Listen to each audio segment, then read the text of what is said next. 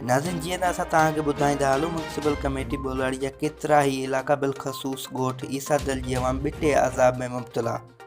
Municipal committee ॿोलाड़ी जे chairman Mukhtiar Jamali ward number 3 जे Nahal crypt counsellor वारिस चवाण जी लापरवाही ऐं बेध्यानी सबबि पोपट ॻोठ, मिस्किन कॉलोनी, अबड़ा चौक, चवाण चौक, इस्बाणी चौक, ईसा दल ॻोठ समेत केतिरियूं ई कॉलोनियूं सेवरेज सिस्टम, पीअण जो पाणी न हुजण करे अवाम अज़ाब में मुब्तला आहे।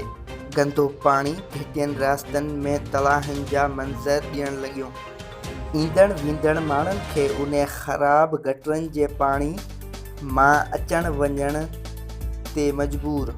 जॾहिं त इलाइक़े वासियुनि एहतजाज कंदे दाहूं त म्यूनसिपल कमेटी ॿोलाड़ी जो चेयरमैन मुख्तियार जमाली काउंसलर वारिस चवाण खे तरक़ियाती कमनि लाइ हुकूमत तरफ़ां मिलंदड़ फंड हड़प करे रहिया आहिनि, जंहिं करे इलाइक़ा खंडड़ बणिजी चुकिया आहिनि। इलाइक़े वासियुनि चयो त न की कुता मार मोम ॾिनी थी वञे ऐं न की मच्छर मार स्प्रे करायो थो वञे ऐं बुनियादी सहूलियतुनि खां महरूम रखियो वियो। इलाइक़े वासियुनि chief justice of Pakistan, chairman NAB ऐं हुकूमत सिंध खे मुतालबो कयो त इन्हनि क्रिप्ट कामूरनि ख़िलाफ़ कार्रवाई करे अवाम जो लुटियल पैसो वापसि करायो वञे ऐं अवाम खे बुनियादी सहूलियतूं मैसर कयूं वञनि।